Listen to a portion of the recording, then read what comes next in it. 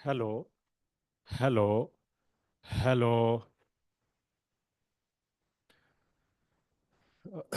Hello students. तो अब हम वो जो करंट इलेक्ट्रिसिटी चैप्टर हम लोग डिस्कस कर रहे थे, करंट इलेक्ट्रिसिटी में हम लोग आगे प्रोसीड कर रहे हैं।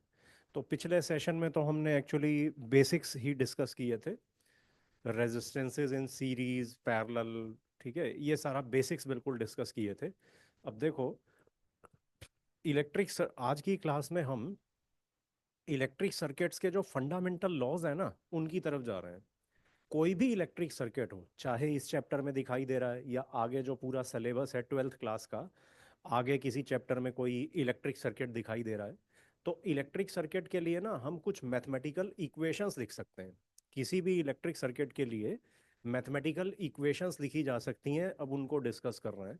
जो मैथमेटिकल इक्वेशंस इलेक्ट्रिक सर्किट के लिए लिख सकते हैं उनको किरचॉफ्स लॉज बोलते हैं, Kirchhoff's laws of electric circuits. Kirchhoff's laws.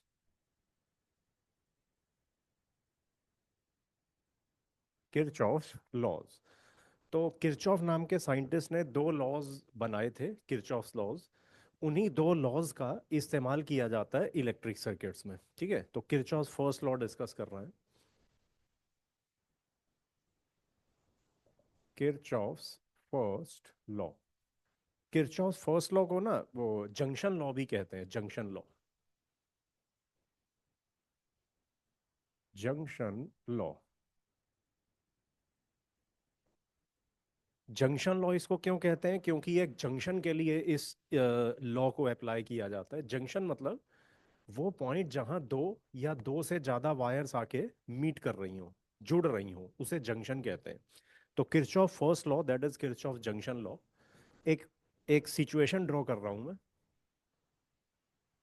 ऐसे कुछ रेजिस्टर्स हैं, एक पॉइंट पे जुड़ी हुई हैं। ठीक है, तो इस केस में ना, ये जो पॉइंट पी है, इसको एक्चुअली जंक्शन कहते हैं। Point P is a junction. Junction मतलब जहां दो या उससे ज्यादा वायर्स कनेक्टेड हैं। तो अब मान लो कुछ करंट्स हैं, I1, I2, I3। ठीक है, और ये current I4।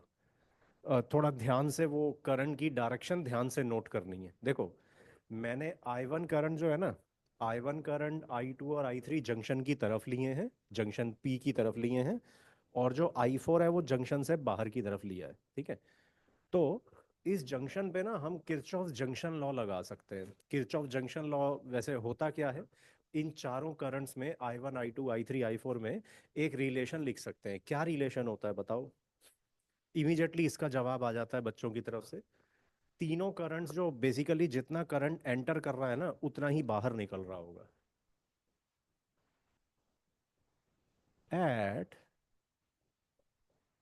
Junction, at junction point P, this law gives I1 plus I2 plus I3 equal to I4। यानी कि तीन तरफ से जो करंट आ रहा है जंक्शन की तरफ, उतना ही करंट बाहर निकल रहा है। ठीक है, तो वह काफी हद तक तो ये लॉ कॉमन सेंस पर बेस्ड ही लगता है। भाई जितना करंट एंटर कर रहा है उतना ही तो निकलेगा बाहर। ठीक है, तो वैसे ये बताओ, ये जो किरचॉफ जंक्शन लॉ है, किरचॉफ जंक्शन लॉ कौन से फंडामेंटल लॉ से आया है? मतलब, ठीक है ना, फिजिक्स के कौन से फंडामेंटल लॉ से निकला है ये किरचॉफ जंक्शन लॉ, बताओ। इसका जवाब भी बच्चे दे ही देते हैं। Kirchhoff junction law comes from conservation of charge. Conservation of charge, क्योंकि देखो, ये जो जंक्शन है, जंक्शन जंक्शन पे जितना चार्ज आ रहा होगा या जिस रेट से चार्ज जंक्शन में एंटर कर रहा होगा, उसी रेट से तो चार्ज जंक्शन से बाहर निकल रहा होगा ना। मतलब जो चार्ज है, charge can neither be created nor be destroyed. तो जिस रेट से चार्ज जंक्शन में एंटर कर रहा है, उसी रेट से चार्ज जंक्शन से बाहर निकल रहा होगा। तो Kirchhoff junction law comes from conservation of charge. This law comes from conservation of charge. ठीक है, इसको नोट कर लो, फिर वो किरचॉफ जो सेकंड लॉ है उसकी तरफ जाएंगे।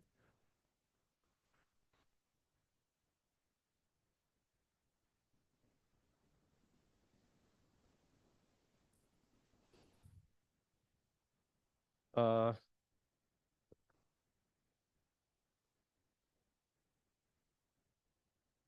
हाँ, अब इसको मैं रब कर रहा हूँ, किरचॉफ सेकंड लॉ डिस्कस कर रहा है।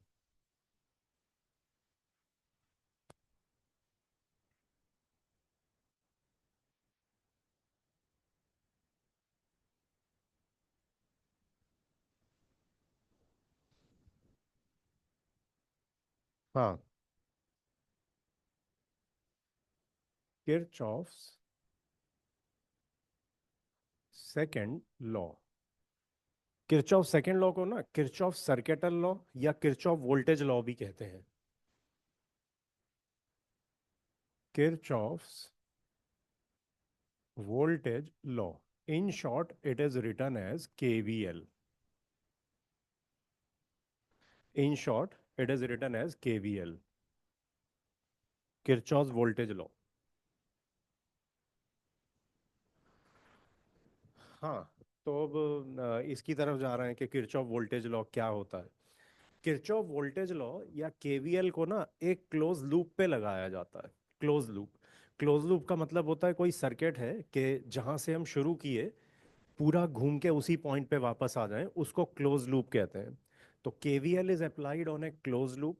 एक सर्किट मैं बना रहा हूँ, एक सर्किट या एक इलेक्ट्रिक लूप ड्रॉ कर रहा हूँ, उसके कॉन्टेक्स्ट में सोचेंगे कि किस तरीके से इसको अप्लाई करना है। ठीक है, कंसीडर सर्किट शोन। कोई सर्किट है जिसमें कि कुछ रेजिस्टर्स हैं, बैट कैपेसिटर, बैटरी है।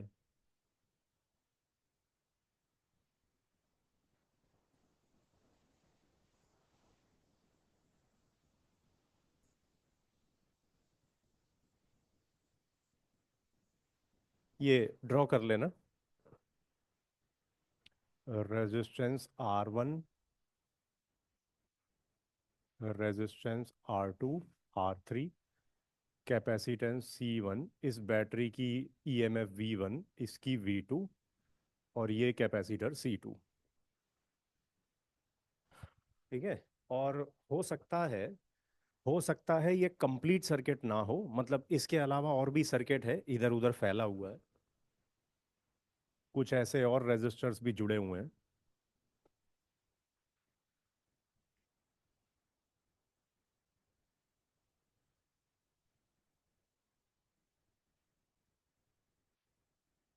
इनकी नेमिंग कर देते हैं, A, B, C, D। ठीक है, और फिर इसमें कुछ वो पैरामीटर्स दिए हुए हैं, जैसे रेजिस्टर्स में करंट्स होते हैं ना। रेजिस्टेंस R1 में लेटस से करंट I1 है। कैपेसिटर की इस प्लेट पे प्लस चार्ज, इस पे minus Q, plus Q1 minus Q1। फिर इस कैपेसिटर की इस प्लेट पे लेटस से नेगेटिव चार्ज है, ऊपर पॉजिटिव है, -Q2 plus Q2।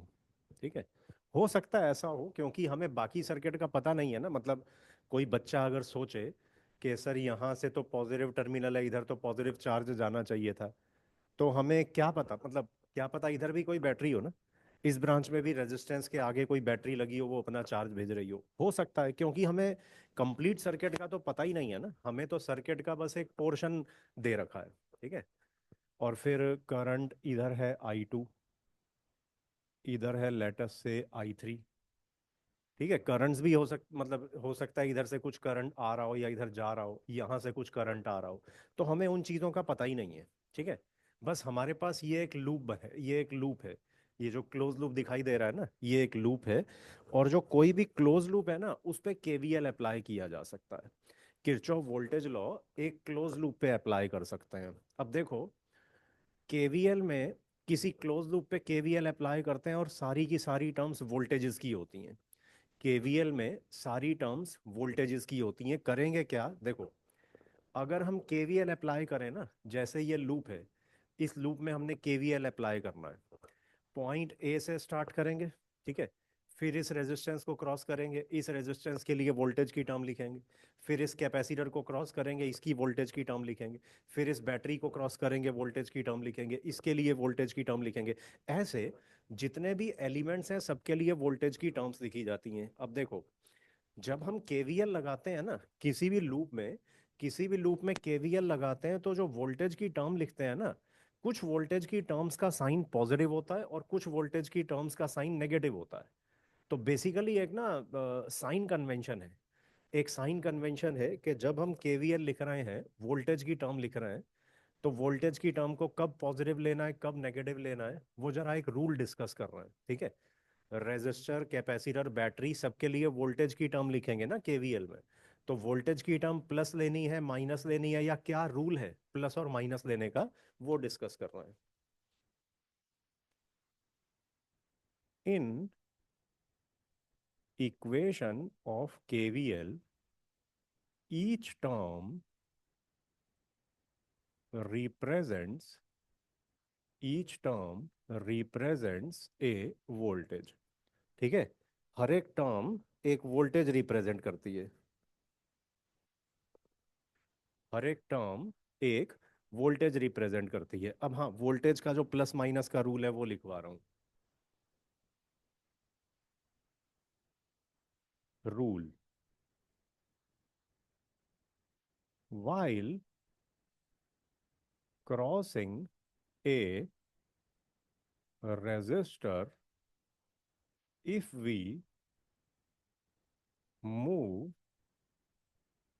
along current, we write plus IR, and if we move opposite to current, comma, we write minus IR। ये voltage की टर्म की बात हो रही है। वोल्टेज की टर्म की बात हो रही है कि वोल्टेज की टर्म प्लस में लेनी है या माइनस में लेनी है रेजिस्टर के लिए, ठीक है। रेजिस्टर के लिए वोल्टेज की टर्म प्लस या माइनस। अब देखो, केवीएल जब हम लगा रहे हैं तो रेजिस्टर आएगा रास्ते में, कैपेसिटर कैपेसिटर भी आएगा। तो चलो अब कैपेसिटर, तो ये था रेजिस्टर के लिए। while crossing a capacitor, while crossing a capacitor, if we encounter positive plate of capacitor, we take positive sign of voltage, and if we encounter negative plate, we take negative sign of voltage।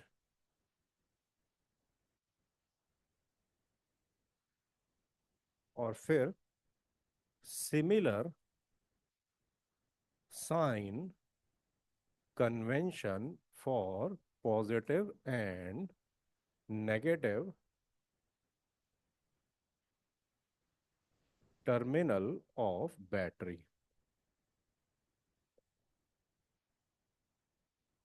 Similar sign convention for positive and negative terminal of battery. इसका मतलब क्या है, देखो,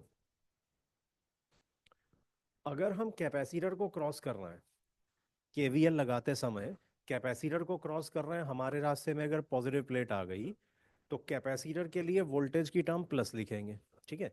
और अगर capacitor के लिए जब हम केवीएल लिख रहे थे, कैपेसिटर तक पहुंचे, हमारे रास्ते में कैपेसिटर की नेगेटिव प्लेट आ गई, कैपेसिटर की नेगेटिव प्लेट आ गई, तो वोल्टेज की टर्म माइनस में लिखते हैं, ठीक है। बैटरी में भी यही होता है।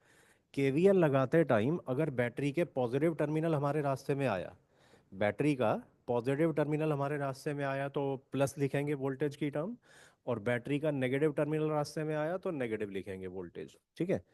तो अब जरा लिख के तो देख लें, ये जो लिखा है इसका ध्यान रखते हुए अगर इस लूप में हम केवीएल लगाएं, इस पूरे लूप में केवीएल इक्वेशन बनेगी क्या?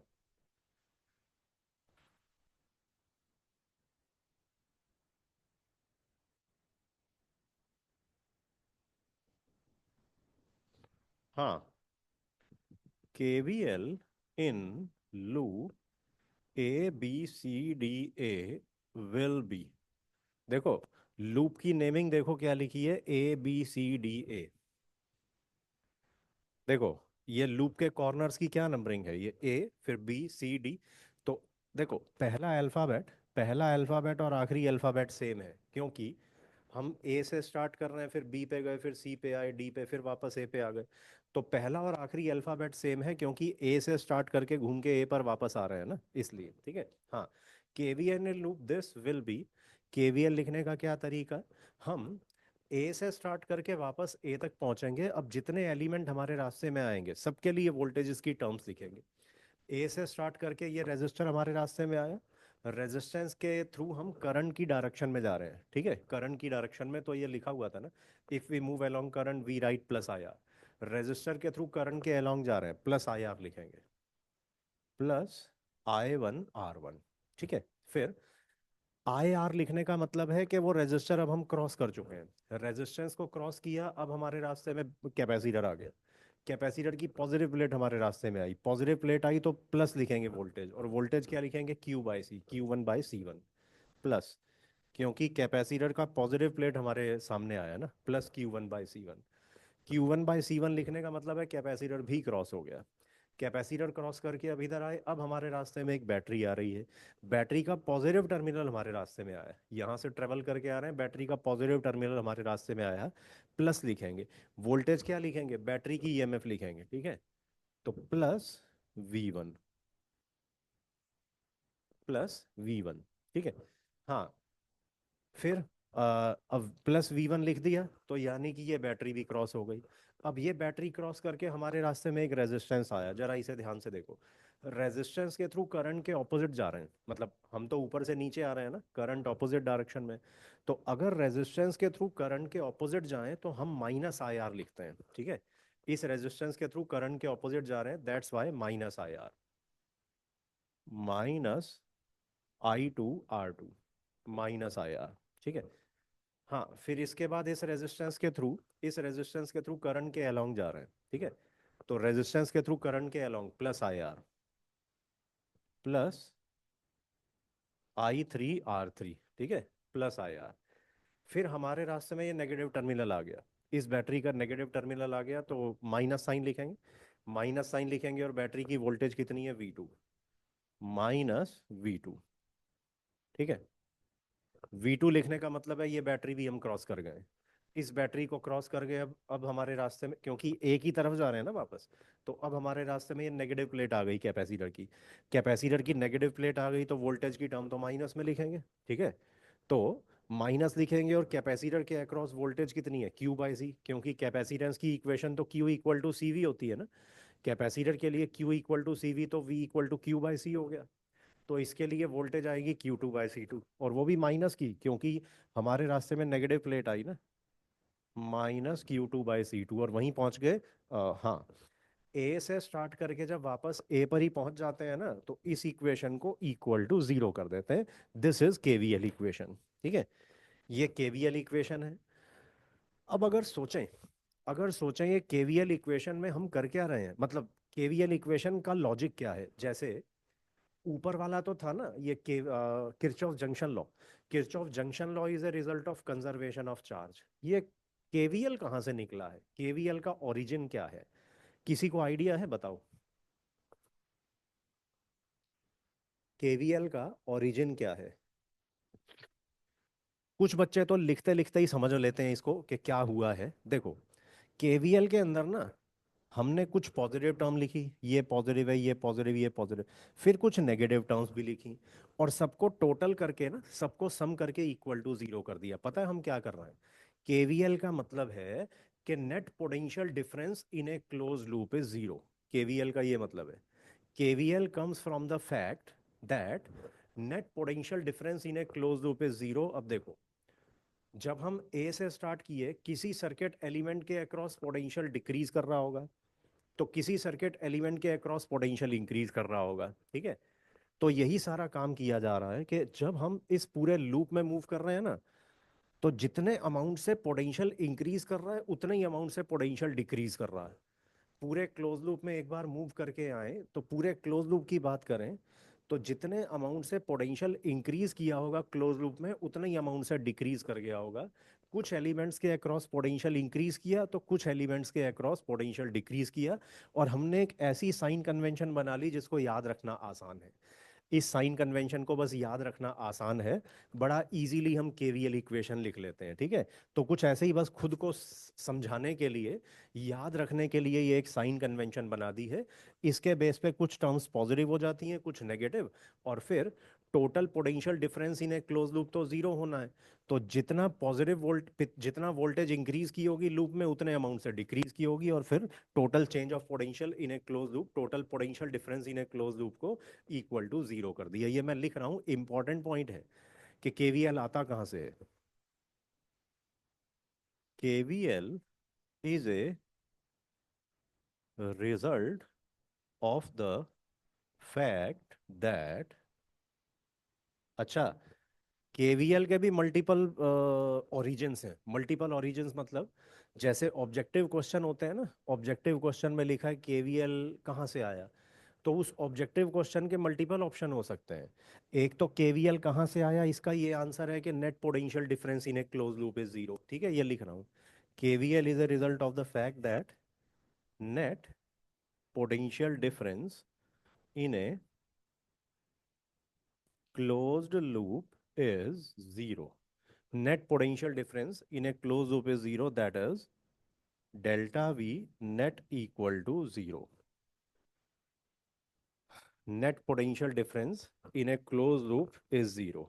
ठीक है। सेकंड पता क्या है?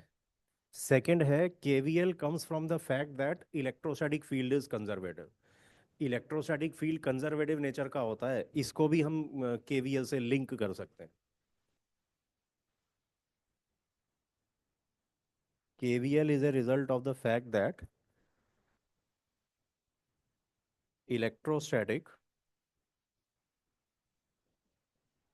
field is conservative. Electrostatic field is conservative. अब ये कैसे आया देखो, KVL is a result of the fact. KVL कहाँ से आया, एक तो ये net potential difference in a close loop is zero, delta V net zero है। केवीएल इधर से भी एक्सप्लेन कर सकते हैं कि इलेक्ट्रोस्टैटिक फील्ड इज कंजर्वेटिव। ये मैंने बड़ा शॉर्ट में लिख दिया, इलेक्ट्रोस्टैटिक फील्ड इज कंजर्वेटिव। अब इसमें अगर हम जाएं कि अगर हमने क्लोज लूप में ये सारी टर्म्स इक्वल टू जीरो कर दी थी, तो इससे कंजर्वेटिव नेचर कहाँ से जस्टिफाई हो रही है? इलेक्ट्रोस्टैटिक फील्ड की कंजर्वेटिव नेचर ऐसे जस्टिफाई हो रही है, देखो। कंजर्वेटिव फील्ड की एक प्रॉपर्टी होती है, आपको पता होगा। कंजर्वेटिव फील्ड में work done to take an object once in a close loop is zero. In a conservative field, close loop में एक बार किसी ऑब्जेक्ट को मूव करवाने का वर्क डन जीरो होता है। तो अब यहाँ पे देखो, मान लो हम किसी चार्ज को ए से स्टार्ट करके पूरे क्लोज लूप में मूव करके ए पर वापस ले आए, पता है total work done in close loop zero आएगा। Work done to take charge q in closed loop from A to back at A. देखो, वर्क डन क्या लिखते हैं? चार्ज इनटू पोटेंशियल डिफरेंस लिखते हैं ना।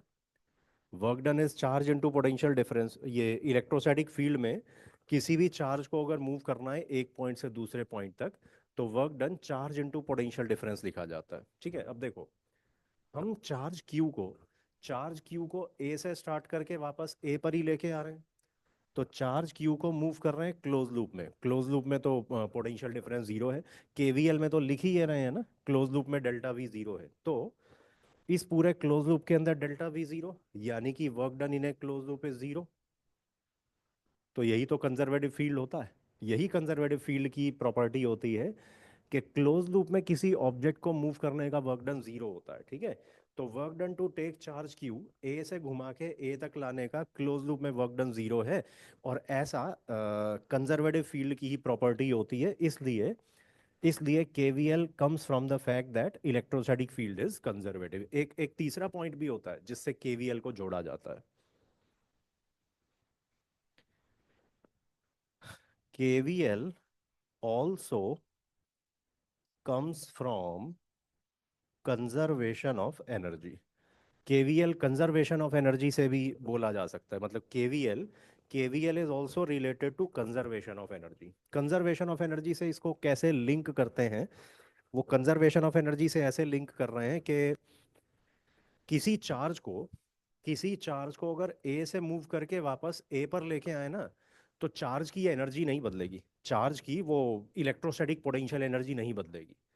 चार्ज क्यू को ए से स्टार्ट करके वापस ए पर ले आए, तो चार्ज की पोटेंशियल एनर्जी नहीं बदली है, क्योंकि वो पोटेंशियल एनर्जी तो चार्ज इंटू पोटेंशियल होता है ना।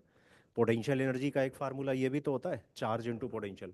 क्लोज लूप में पोटेंशियल एनर्जी नहीं बदली चार्ज की। देखो इसको करके देख रहे हैं।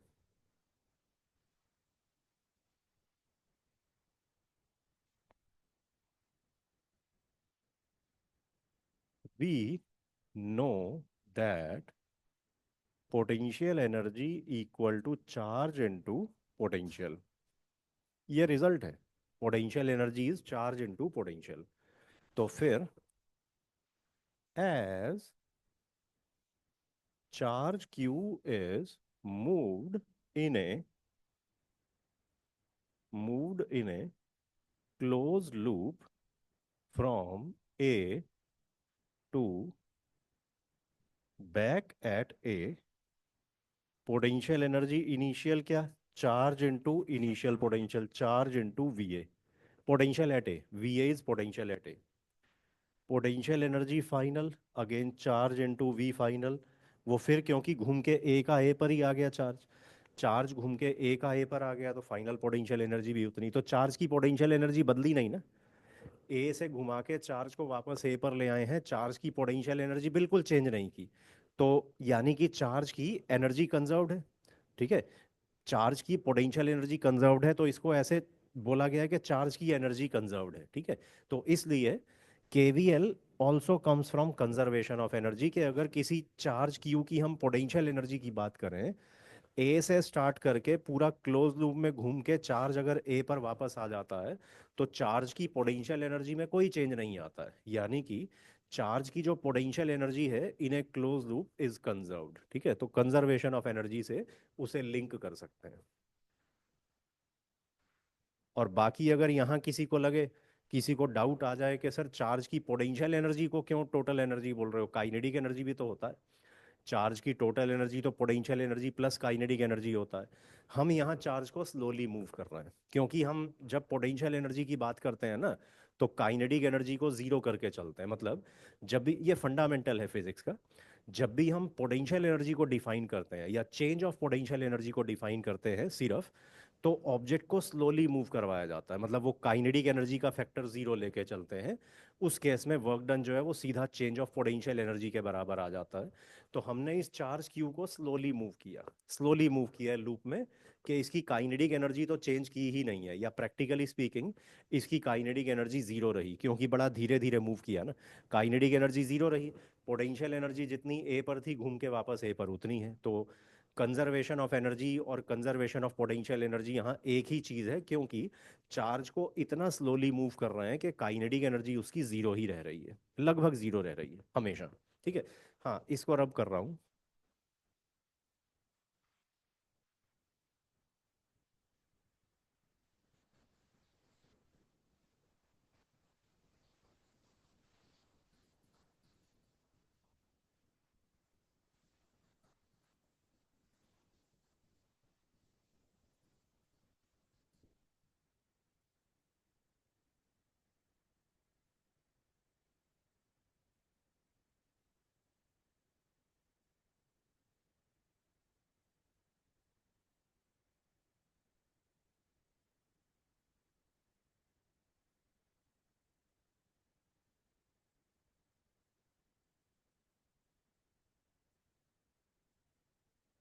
हाँ, अब इसके बाद देखो केवीएल की ना एप्लीकेशन स्टार्ट हो जाती है।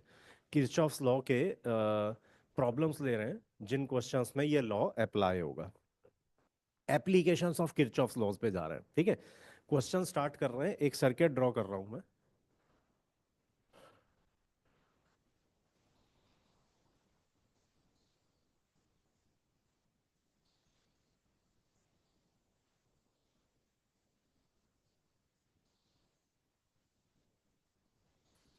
ठीक है, इसमें ऐसे तीन बैटरीज हैं और तीन रेजिस्टर्स हैं। 2 ओम, 1 ओम, 2 ओम। बैटरी की ईएमएफ 10 वोल्ट, 5 वोल्ट, और इसकी है लेटस से 3 वोल्ट, या 2 वोल्ट ले लेते हैं, 2 वोल्ट। ठीक है।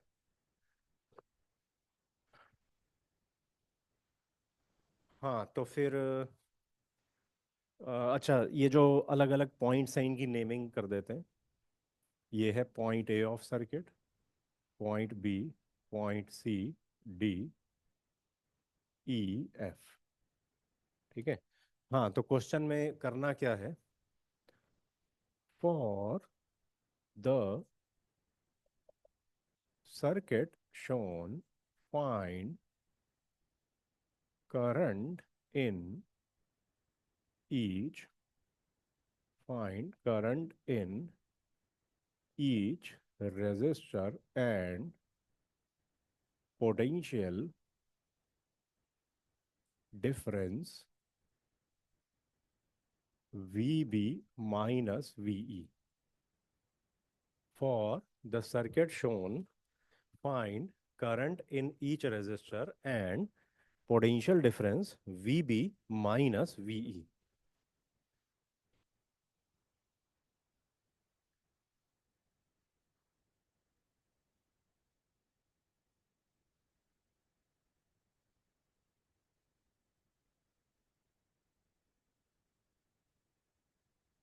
हाँ, थोड़ा बहुत डिस्कस कर रहे हैं कि किस तरीके से शुरू किया जाता है ऐसा क्वेश्चन। देखो,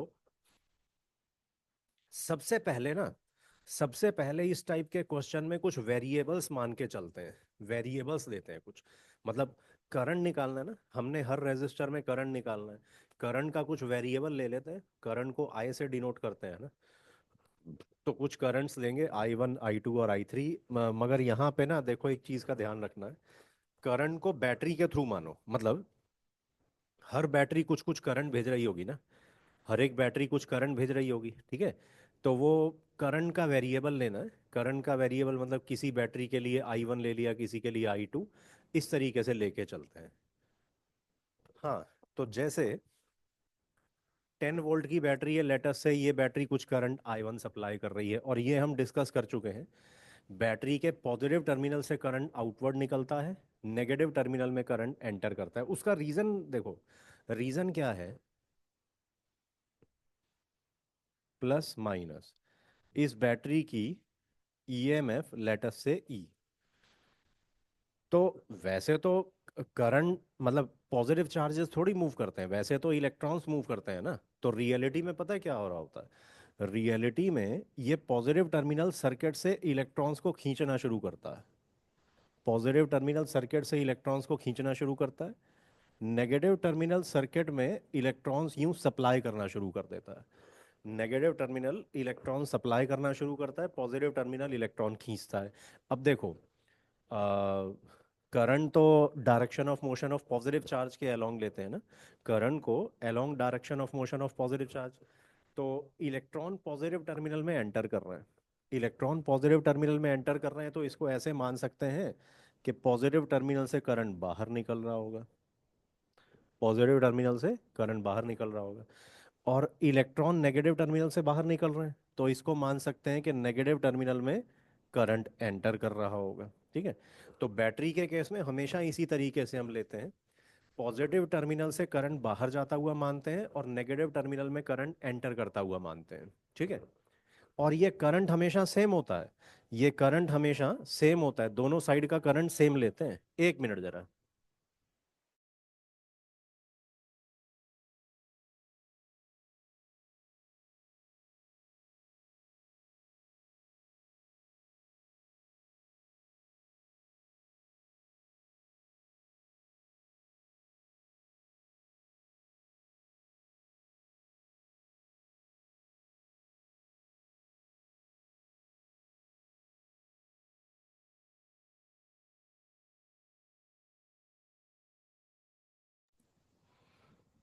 हेलो। हाँ। तो बैटरी के केस में पॉजिटिव टर्मिनल से करंट आउटवर्ड निकलता है, नेगेटिव में एंटर करता है, और ये करंट सेम होता है। ऐसा नहीं है कि पॉजिटिव टर्मिनल से बाहर जाता हुआ करंट I1 ले लेंगे, नेगेटिव में I2 ले लेंगे। ऐसा नहीं है, ये मैंने पिछले सेशन में भी बोला था। क्योंकि अगर ये करंट अलग अलग हो जाए तो फिर तो बैटरी पे चार्ज एक्यूमुलेट होने लग जाएगा। It never occurs. बैटरी पे नेट चार्ज नहीं आता है, जितना चार्ज एक तरफ से एंटर करे उतना ही दूसरी तरफ से निकल जाता है। ठीक है। तो ये करंट हमेशा सेम लेने हैं, एंटर करने वाला और बाहर निकलने वाला। अब देखो, ये जो 10 वोल्ट की बैटरी है, पॉजिटिव टर्मिनल से करंट I1 आउटवर्ड होगा, नेगेटिव टर्मिनल में इनवर्ड होगा करंट। ठीक है। और चलो 5 वोल्ट में भी ऐसे ले लेते हैं, I2। और ऐसे ही 2 वोल्ट में ले लेते हैं। अब यहाँ पे ना एक थोड़ी गड़बड़ होती हुई दिखेगी, क्योंकि यहाँ से करंट I1 आ रहा है, इधर से I2, इधर से I3, ये तीनों करंट जा कहाँ रहे हैं? I1, I2, I3, ये तीनों मीट होके जा कहाँ रहे हैं? यहाँ आके थोड़ी सारे मिक्स हो रहे होंगे।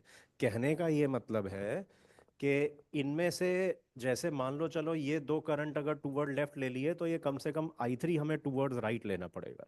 क्योंकि देखो, ऊपर से करंट I1 आ रहा है, नीचे से आई सॉरी ऊपर से I1, मिडल से I2। तो ये दोनों करंट मिक्स होके I1 प्लस I2 बना के नीचे जा रहे होंगे ना। ठीक है। तो कहने का ये मतलब है कि देखो, करंट के हमें तीन वेरिएबल लेने की जरूरत नहीं है। यहाँ तो तीन वेरिएबल ले लिए, पहला वेरिएबल I1, दूसरा I2, तीसरा I3। अरे तीन वेरिएबल नहीं लेने हैं, दो वेरिएबल लेने हैं। जब भी हम कोई क्वेश्चन सॉल्व कर रहे हैं तो नंबर ऑफ वेरिएबल्स तो हम मिनिमाइज करके चलते हैं। हम कोशिश करते हैं कि मिनिमम नंबर ऑफ वेरिएबल रहें। तो कम से कम चलो तीन वेरिएबल ले लिए, तीन के दो तो बने, फिर आगे देखेंगे आगे क्या करना है। ठीक है। तो सबसे पहला काम है हमें ये करंट की डायरेक्शन ऐसे लेनी चाहिए। और इसके लिए भी कोई तीसरी वेरिएबल नहीं।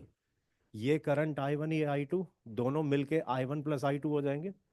तो total current I1 plus I2 जाएगा सबसे नीचे वाली ब्रांच में। सबसे नीचे वाली ब्रांच में करंट होगा I1 प्लस I2।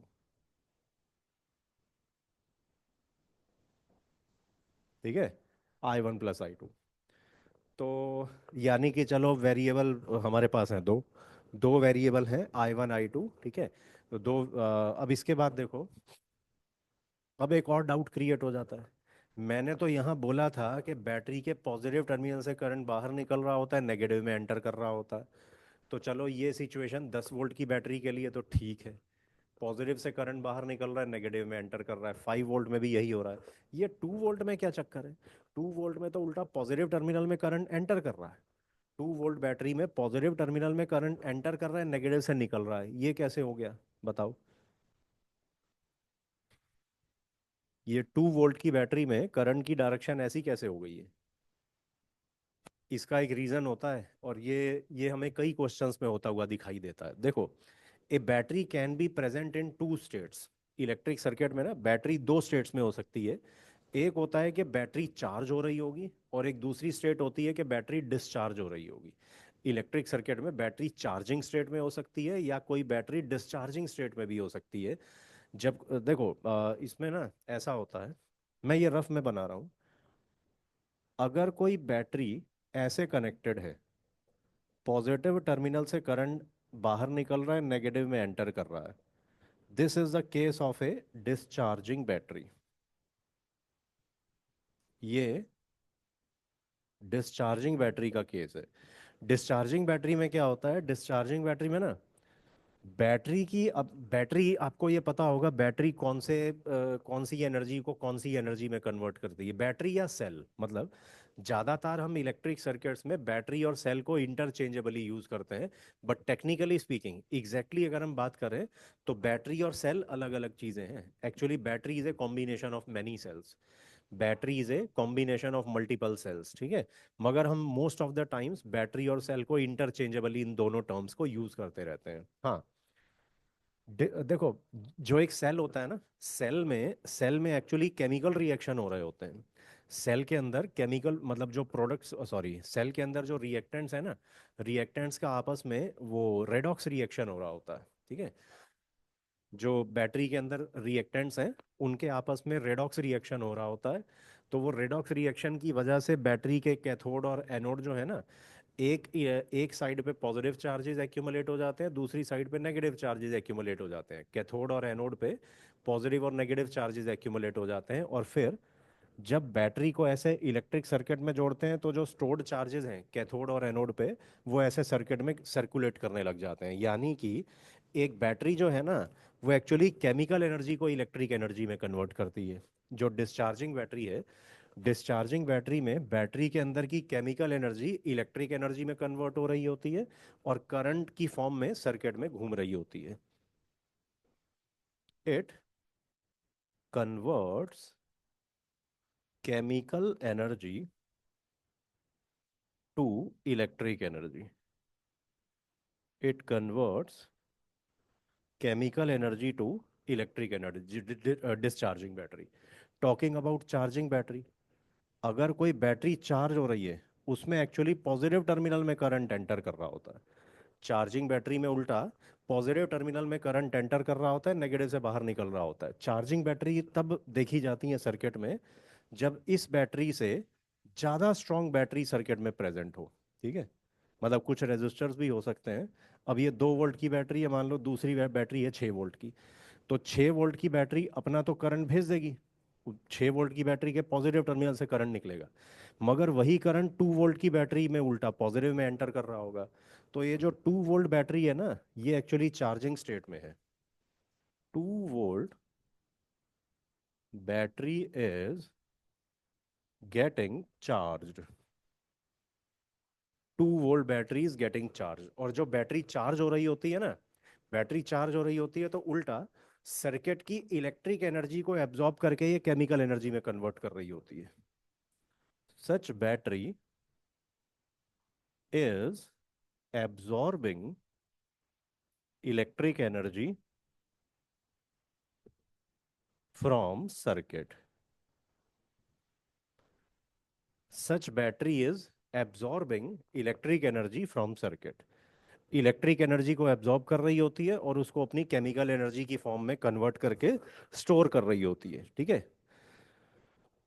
तो और जनरली क्या देखा जाता है, जब सर्किट में मल्टीपल बैटरीज प्रेजेंट होती हैं ना, तो स्ट्रॉन्ग बैटरी उल्टा वीक बैटरी को चार्ज कर रही होती। बैटरी की मतलब सर्किट में जो ज्यादा ईएमएफ वाली बैटरी है ना, वो कम ईएमएफ वाली बैटरी को चार्ज कर रही होती हैं। ठीक है, तो यहाँ पे मैं इस सर्किट के लिए लिख रहा हूँ, in this circuit 10 volt 5 volt battery getting discharged. ठीक है, इन दोनों की डिस्चार्जिंग हो रही है, getting discharged. 2 volt battery getting charged. 2 volt battery की चार्जिंग हो रही है। ठीक है, चलो अब हमारा जो मेन पर्पस था उसकी तरफ जा रहे हैं। मेन पर्पस तो ये था कि वो find for the circuit shown find current in each resistor. हर रेजिस्टर में करंट निकालना है। ये जो लिखा है इसको रब कर रहा हूँ। अब हम इसका वो करंट निकालने वाले स्टेप पे जा रहे हैं।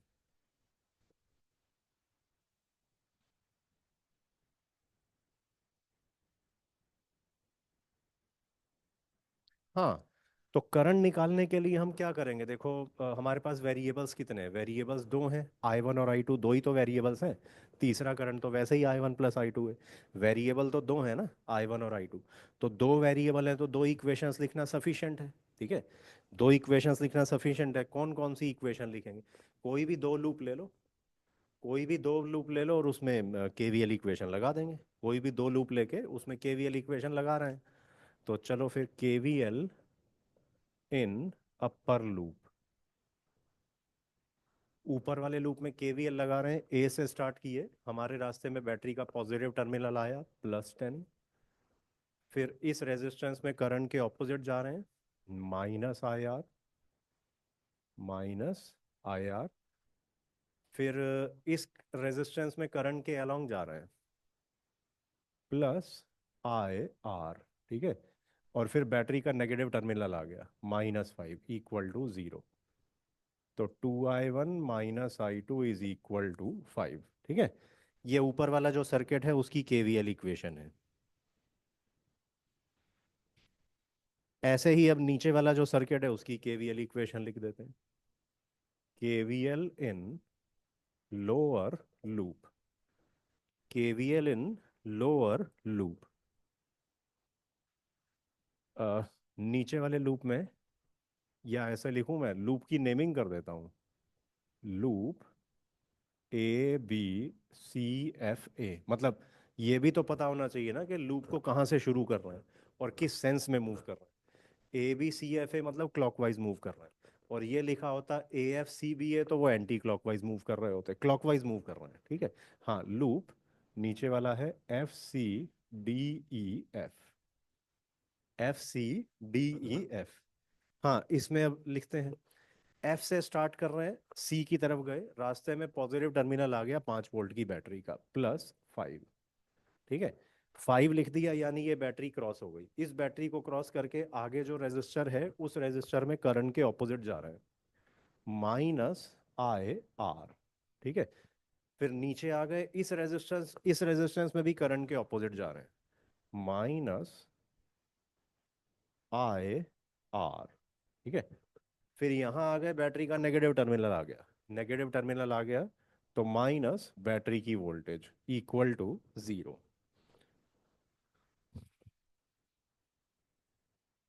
ठीक है। तो अब ये आ गया, ये 2I1 plus 3I2 is equal to 3।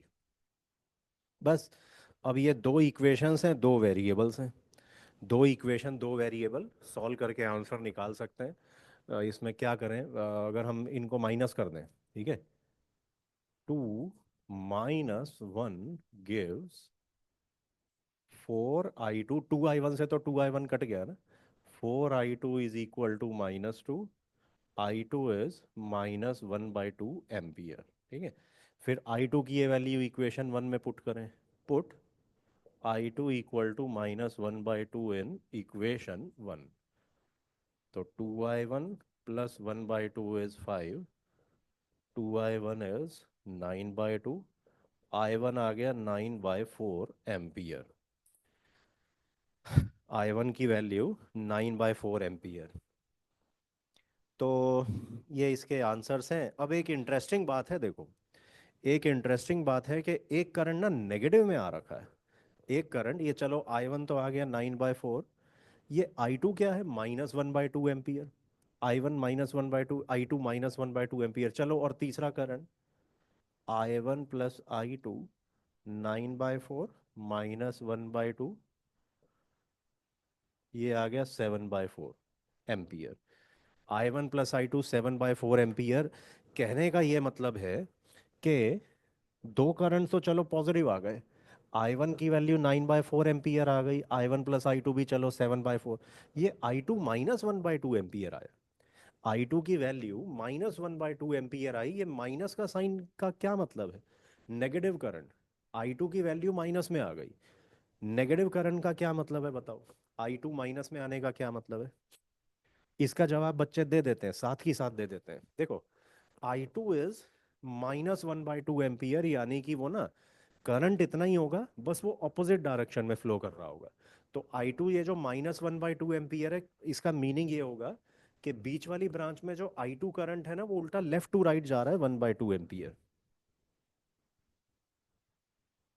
I2 equal to -1/2 ampere means that in in branch FC, current 1/2 ampere flows from F to C, ठीक है, ऑपोजिट डायरेक्शन में जा रहा है। तो यहां तक सॉल्व करके हमें एक और चीज पता चली, एक और बात ये पता चली कि 5 वोल्ट जिसको हम डिस्चार्जिंग स्टेट में मान रहे थे ना, वो उल्टा चार्ज हो रही है, ठीक है।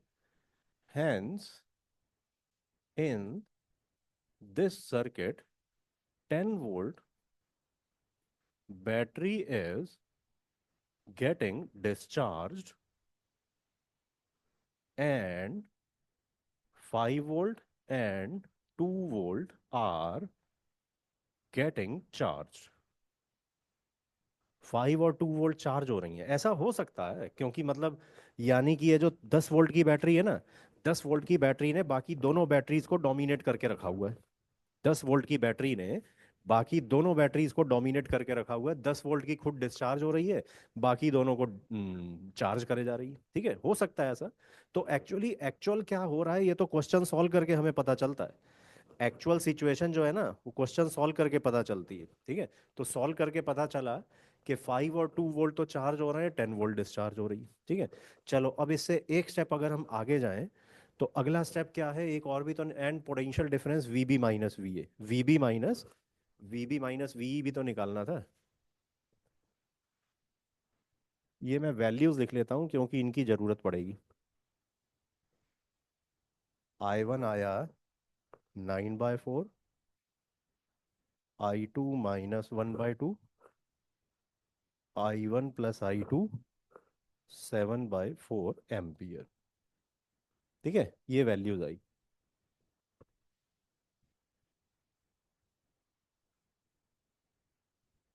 हाँ अब देखो, इस सेकंड पार्ट में हमें सर्किट में कोई दो पॉइंट्स दिए हुए हैं।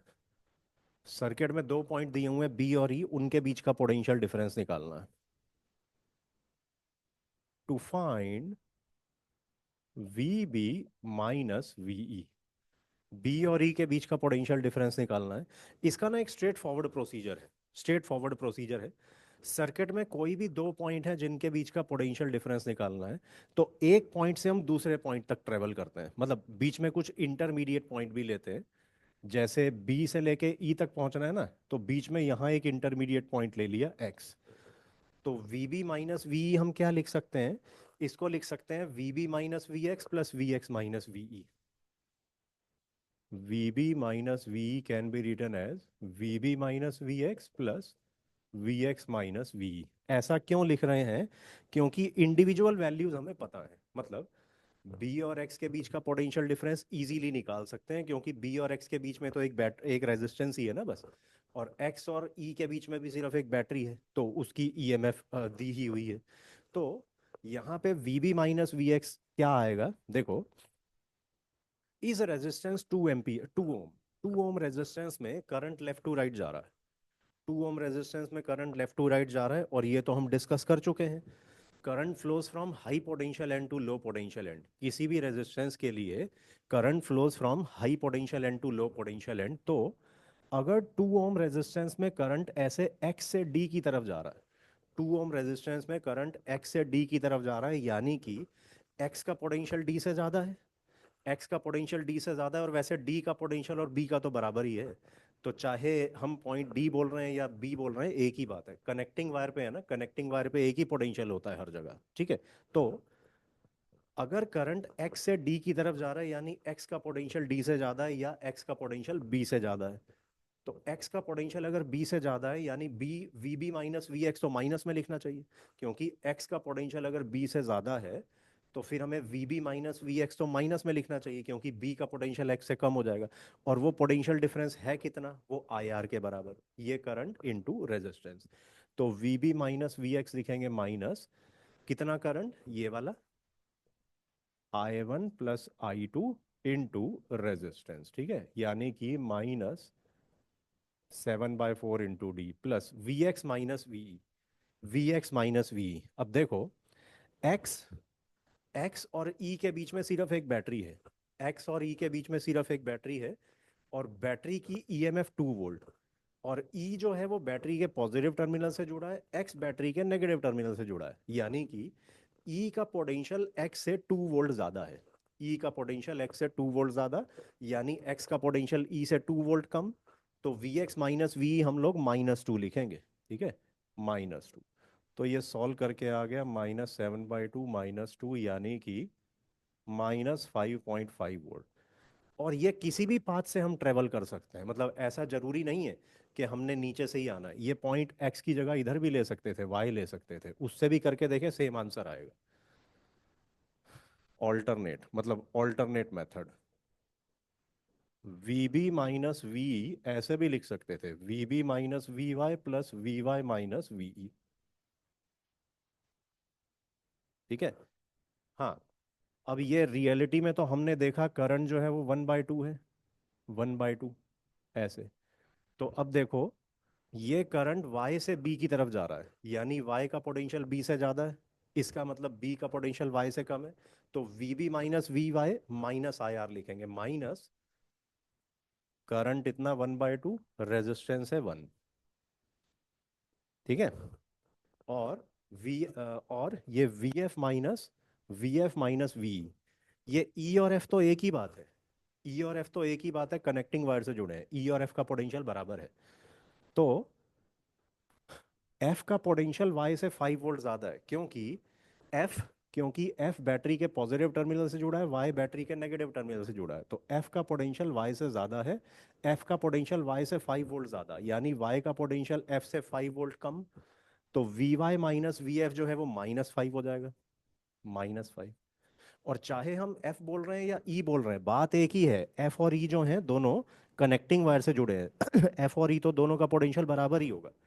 ठीक है, तो चाहे V F minus V Y बोल रहे हैं या वी माइनस वी वाई बोल रहे हैं, एक ही बात है। ठीक है, बस ये सॉल्व करके भी वही आ रहा है, -5.5 वोल्ट। तो किसी भी तरीके से चल सकते हैं, बी से लेके ई तक, चाहे नीचे वाले पाथ से आ जाओ, बीच वाले पाथ से, या ऊपर वाले से आ जाओ, आंसर एक ही आएगा, क्योंकि इलेक्ट्रोस्टैटिक फील्ड कंजर्वेटिव फील्ड होता है ना।